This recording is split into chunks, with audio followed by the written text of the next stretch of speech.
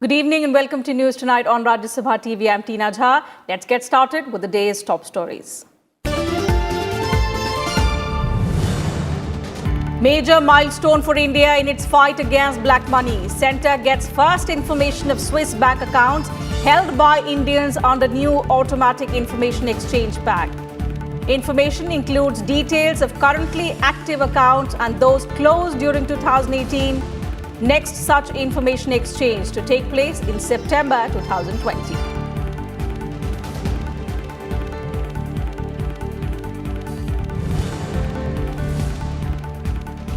Defence Minister Rajnath Singh leaves on three-day visit to France to officially receive first Rafale combat aircraft for Indian Air Force on Tuesday. Meetings with CEOs of top ordnance companies, President Emmanuel Macron also on agenda.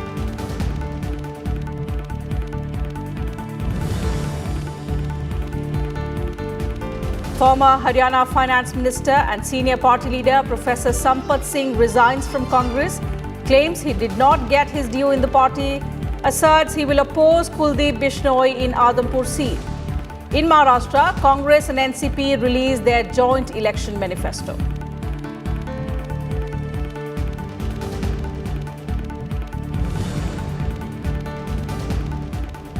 Maha Navratri is celebrated with reverence all over the country. President and Vice President extend the Shahra greetings. Calling the Shahra the celebration of victory of good over evil, Vice President wishes the entire world peace, harmony and prosperity.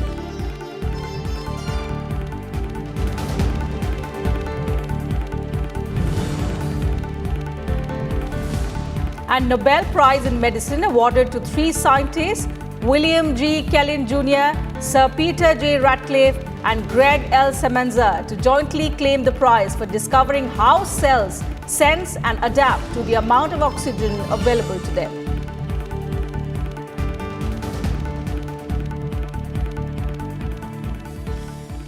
Well, the big story of the day, India has received the first tranche of details about financial accounts of its residents in Swiss banks under a new Automatic Information Exchange Pact between the two countries. It marks a significant milestone in the fight against black money suspected to be stashed abroad. A Federal Tax Administration spokesperson said India is among the 75 countries with which Switzerland's Federal Tax Administration has exchanged information on 3.1 million financial accounts within the framework of global standards on AEOI. This is the first time that India has received details from Switzerland under the AEOI framework, which provides for exchange of information on financial accounts that are currently active, as well as those accounts that were closed during 2018. The next exchange would take place in September 2020.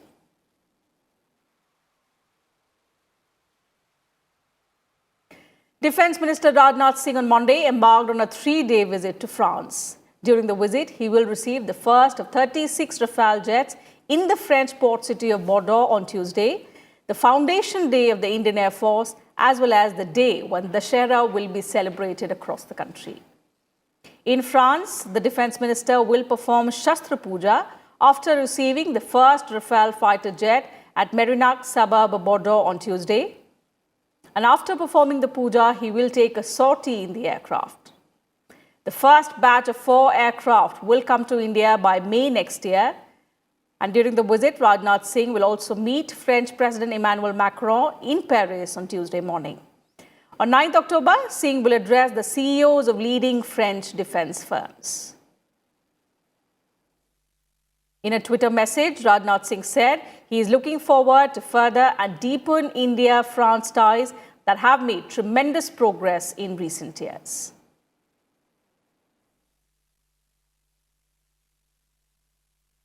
In a huge blow to Pakistan ahead of the annual plenary of the Financial Action Task Force, the country has fared poorly in a report by Asia Pacific Group on money laundering. In the FATF APG report card on money laundering and terror financing in Pakistan, the country was found low in 9 areas and moderate in 1 out of the 10 effectiveness ratings. FATF would consider the findings of the Mutual Evaluation Report by its regional body, Asia Pacific Group, at its meeting from 13th to 18th October in Paris. In the meeting, the global terror watchdog will decide on Pakistan's grey list status and whether there is plausible reason to move towards blacklisting the country. The report also says Pakistan has not taken any sufficient action against listed individuals and entities, including the Lashkar-e-Taiba, Jamaat-ud-Dawa and Falah-e-Insaniyat Foundation, along with the group's leader Hafiz Saeed. With this, multilateral lenders like the IMF, the World Bank and the EU may continue downgrading Pakistan.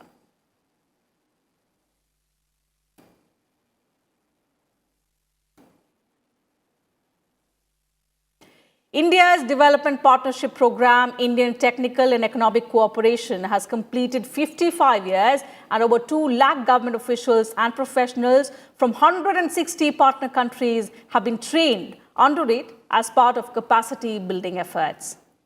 Addressing a gathering, External Affairs Minister S. Jaishankar said on Monday that India's development cooperation with partner countries is based on equality, mutual respect for sovereignty, as well as freedom of choice and not on competition, conditionalities or prescriptions. He said that our collective bilateral trade stands around 220 billion US dollars. At the event, Jaishankar launched the E-Vidya Bharti and E-Arogya Bharti, Tele-Education and Telemedicine project for Africa, which is one of the largest projects being executed by the MEA. The project will enable African students to access premier Indian education through the comfort of their homes and offer Indian medical expertise to African doctors and patients alike.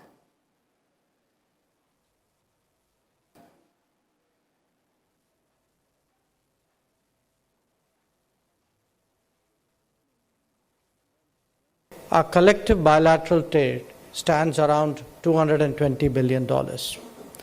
Given these economic and historical bearings, India's development cooperation and our support to the cause of multilateralism flow from the philosophy of interconnectedness and interdependence, which reflects our commitment to Vasudhaiva Kutumbakam, the world is a family.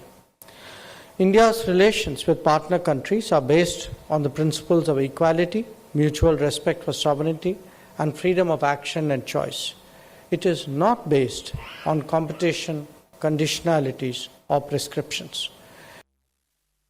Home Minister Amit Shah has said that Jammu and Kashmir will not remain a union territory forever and the statehood to it would be restored once the security situation there improves.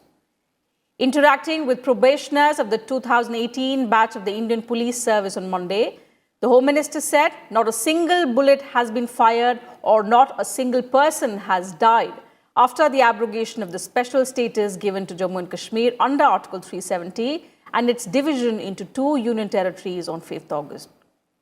He further added that the notion that only the Article 370 protected the Kashmiri culture and identity was a wrong one, saying all regional identities are inherently protected by the Indian Constitution.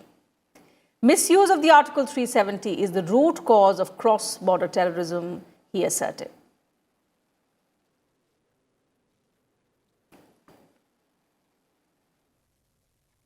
Minister for Environment, Forest and Climate Change, Prakash Javadekar, has said that 46 teams of the Central Pollution Control Board will take stock of pollution levels in Delhi NCR from Monday, and appropriate action will be taken thereafter wherever needed. The minister informed that a special scheme was launched to address air pollution due to stubble burning, and under the scheme, the centre had allocated 1,150 crore rupees to Punjab and Haryana, with which 22,000 machines had been bought. सबसे बड़ा प्रश्न आता है और जो अभी भी आएगा वो स्टबल बर्निंग है, पराली के जलना। हरियाणा पंजाब में किसान ये पद्धति पिछले अनेक सालों से चल रही थी और जब वहां से हवा अगर दिल्ली की तरफ आती है तो वो प्रश्न गंभीर हो जाता है। उसके लिए केंद्र सरकार ने 1150 करोड़ रुपए देकर, अनुदान देकर विशेष 18,000 मशीन्स अभी दिए हैं पंजाब हरियाणा में किसानों को, जिससे वो पराली जलानी नहीं पड़ेगी, उसी के टुकड़े टुकड़े होकर वो उसी खेत में खाद के रूप में उपयोग होता है। Javadekar also said that to combat with vehicle pollution, nearly 60,000 crore rupees was spent on switching over to BS6 fuels. He reiterated that the country will shift to Bharat Stage 6 vehicular emission norms from BS4 by April 2020. He also said the Department of Heavy Industries is providing subsidy on e-vehicles. देश भर में BS4 लागू करने का, तब तक BS3 category के fuel पर चलते थे वाहन, वो जैसे BS4 अब सब देश भर में मिलने लगा, तो इससे 80% पार्टिकुलेट मैटर ट्रकों का कम हो गया। ये देश भर में सुधार हुआ है, लेकिन दिल्ली में उसकी विशेषता समझती है। फिर अप्रैल से, अब 1 अप्रैल 2020 से BS6 कंप्लायंट व्हीकल्स भी आएंगे। दिल्ली में BS6 पेट्रोल पहले से ही मिलने लगा, पेट्रोल डीजल, और NCR में भी मिलने लगा। और BS6 कंप्लायंट व्हीकल्स आएंगे, उसका परिणाम यह होगा कि प्रदूषण में, वाहनों के प्रदूषण में, यातायात की प्रदूषण में बहुत बड़ी मात्रा में कमी आएगी। The Supreme Court on Monday put a stay on felling of trees at the Array forest area in Mumbai, asking Mumbai Municipal Corporation to maintain a status quo in the matter. A special 2-judge bench posted the matter for hearing on 21st October before its forest bench. The Apex Court directed that if anybody is still under arrest for protesting the cutting of trees, they should be released forthwith on furnishing of personal bonds.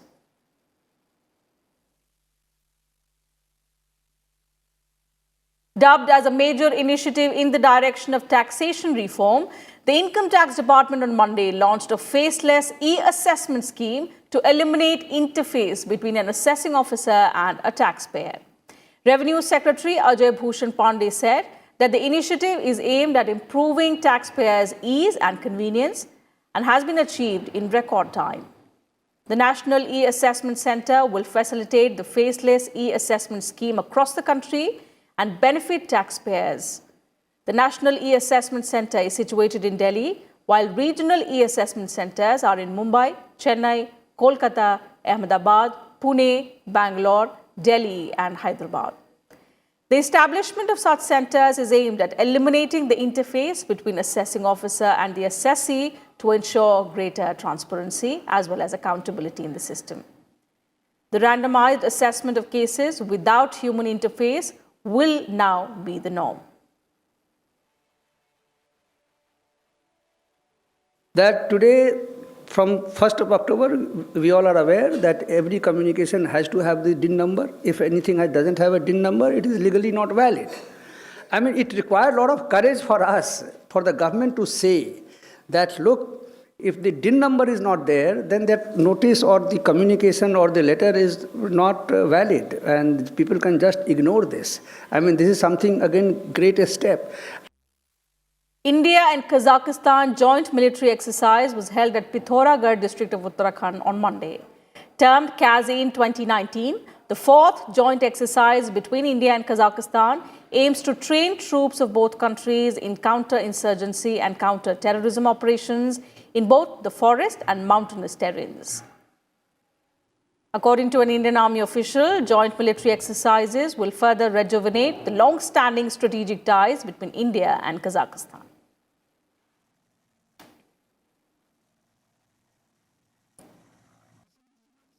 Two Americans and one British scientist won the 2019 Nobel Prize for Physiology or Medicine. According to the Nobel Committee, they have been awarded the prize for discovering how the body's cells sense and react to oxygen levels, work that has paved the way for new strategies to fight anemia, cancer, and other diseases.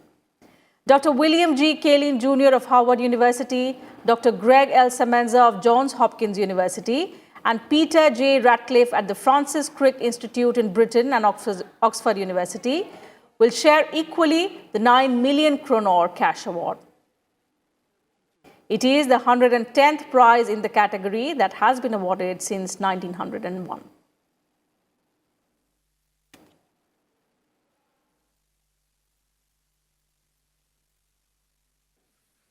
President Ram Nath Kovind extended his Dussehra greetings to citizens on Monday, saying the festival is a celebration of truth's triumph over untruth. In a message, the president said, Dussehra inspires everyone to live by the timeless values of honesty and truthfulness. He said the festival inspires us to live by the timeless values of honesty and truthfulness. The life of Lord Ram is, in a sense, a reflection of these values which remain as relevant today as ever. Last few years has made steady progress.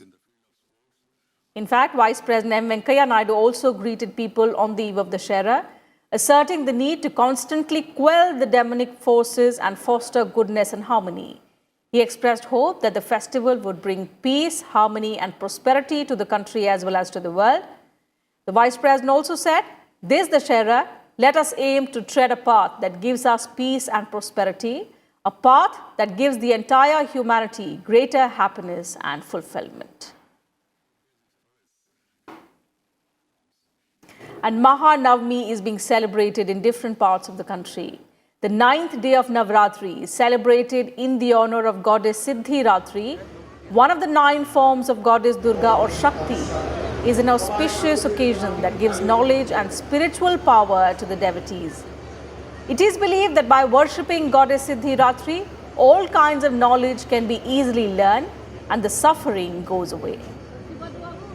On Maha Navratri, goddess Durga is believed to have made her final assault on demon Mahishasur, and the following morning on Vijayadashmi triumphed over him.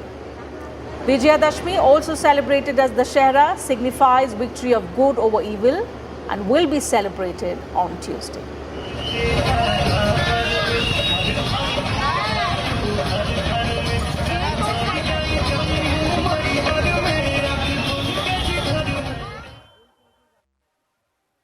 With that, time for a short break on news tonight, but more news and updates will continue on the other side. Do stay with us.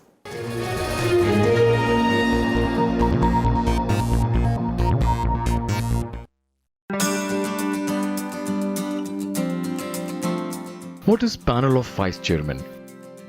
Panel of vice chairman in Rajya Sabha consists of senior MPs. In the absence of presiding officers, a member from the panel of vice chairman presides over the proceedings of the House.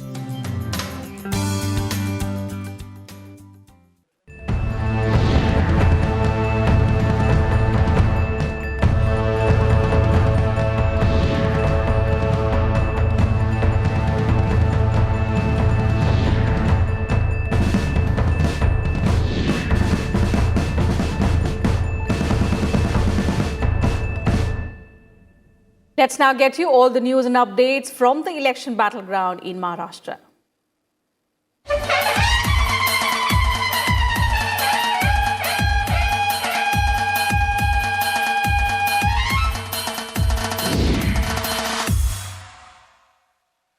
Prime Minister Narendra Modi will address 9 public meetings in the run-up to the 21st October Assembly polls in Maharashtra. Home Minister and Party President Amit Shah will also address 18 public meetings in the coming days. Shah's rallies will take place in western Maharashtra, which is considered the bastion of the Congress and the NCP. According to the party, national issues like nullification of Article 370, Modi government's anti-corruption drive and push for nationwide NRC will be the top agenda of the campaign.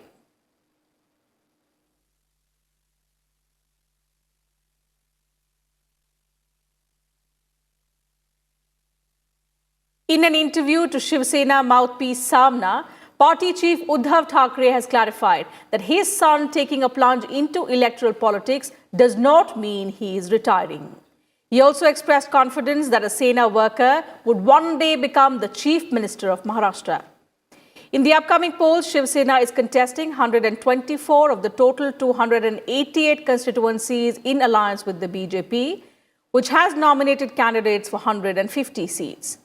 Rest of the seats will be allotted to smaller allies from the BJP's quota. The Sena chief's son Aditya Thackeray is entering electoral politics from Worli constituency in Mumbai, and the 21st October state polls are being seen as a litmus test for the party to see whether it can bank on the young leader's popularity to win public mandate.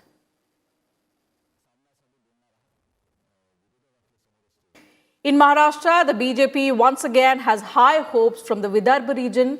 The reason is the 2014 assembly elections and the Lok Sabha elections 5 months ago. Both times, the BJP got a lot of success in this area, while other parties, the challenge is to maintain presence in Vidarbha.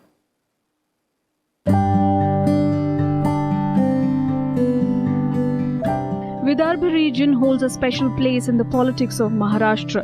Chief Minister Devendra Fadnavis comes from the region, which is also prominent as an agricultural area. In the 2014 assembly elections, BJP did well in all rural regions of the state, so the party is expecting a similar result this time too.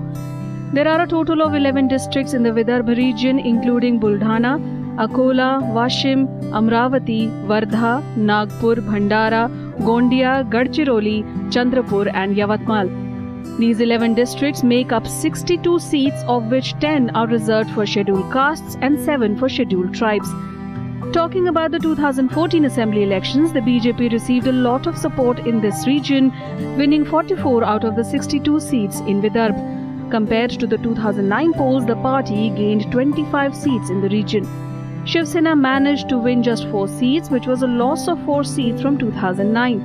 For the Congress too, its 2014 outing brought a loss of 14 seats compared to 2009, with the party winning just 10 seats. NCP also lost its share, winning just 2 seats, while 2 seats went to others. The 2014 results made it clear that the people in the region had rejected the Congress and expressed confidence in a change of leadership. As a result, Maharashtra got a chief minister from the Vidarbha region for the first time ever, who has now completed a 5-year term. Fadnavis is now looking to repeat that performance, even as the Congress and the NCP will look to regain some of the lost ground. Bureau Report, Rajya Sabha TV. And let's now get you all the election stories from another poll-bound state of Haryana.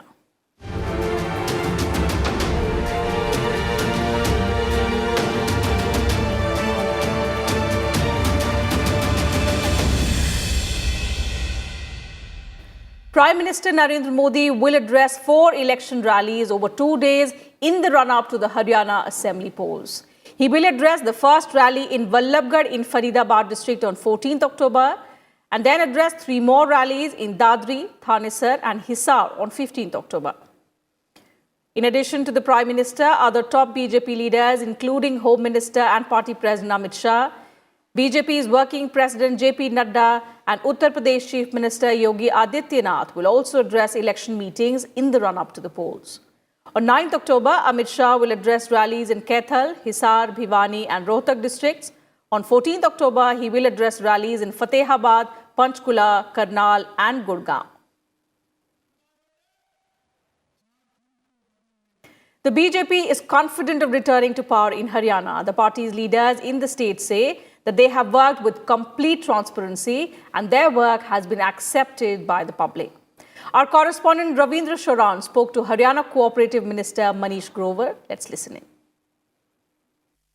Sir, क्या खास मुद्दे हैं जिनको लेकर आप जनता के बीच जाने वाले हैं? अपने जनता का विश्वास, जनता के प्रति प्यार और जनता के बीच सबका साथ सबका विकास, हरियाणा एक हरियाणी में, इसी एजेंडे पे 5 साल में हमने पिछली सरकार में काम किया और वर्तमान में भी अब हम इसी एजेंडे के साथ हम जा रहे हैं। ग्रोवर साहब, 5 साल आप की सरकार रही है, आप मंत्री रहे हैं, तो क्या ऐसी खास उपलब्धियां हैं जो हमको आप बताना चाहेंगे? 2014 जब कांग्रेस सरकार थी, उस समय प्रदेश के अंदर अव्यवस्था फैली हुई थी, भ्रष्टाचार था, लूट खसोट थी, किसानों की जमीनें सस्ते भाव में रियल एस्टेटों के हाथ दी जाती थी और नौकरियों में भ्रष्टाचार था। हमारी सरकार ने आते ही पारदर्शिता से काम किया।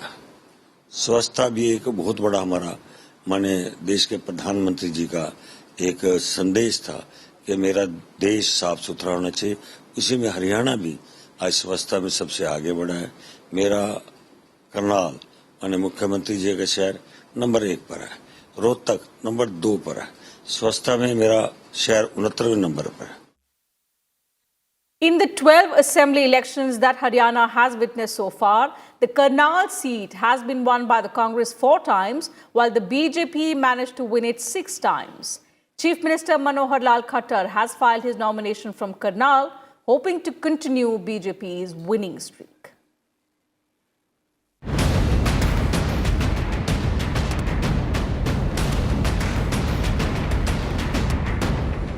Karnal, the rice bowl of India, is one of the biggest districts of Haryana. About 120 kilometers away from the national capital, Karnal is gearing up for state assembly elections.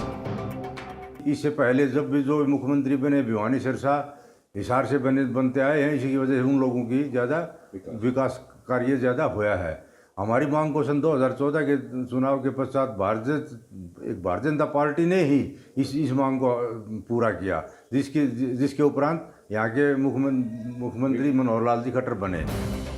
In the 12th assembly elections that Haryana has witnessed so far, the Karnal seat has been won by Congress 4 times, while BJP managed to win 6. Over the years, Karnal has been able to increase its importance in the political circle. The shift is noticeable as State Chief Minister Manohar Lal Khattar, just like last assembly elections, filed his nomination papers from the Karnal assembly seat. आने वाले चुनाव में 2019 का 2 चुनाव है, जिसमें विधानसभा के चुनाव में यहाँ के इलाके को, यहाँ इस एरिया को, यहाँ जितने डिस्ट्रिक्ट हैं जीटी रोड के, उन सभी में भारतीय जनता पार्टी को बहुत फायदा होगा। In 2014, Manohar Lal Khattar defeated independent candidate Jai Prakash Gupta by a huge margin. In terms of vote percentage, it was the biggest win in Haryana. This year too, Karnal is Chief Minister Khattar's stronghold. If we look at the 2014 and 2019 Lok Sabha elections, the Karnal seat was grabbed by BJP. The BJP had won 47 seats in the 2014 assembly polls. After it won the Jind by-poll earlier this year, the party's strength rose to 48 in the state assembly. Ravindra Sharon's report for Rajya Sabha TV.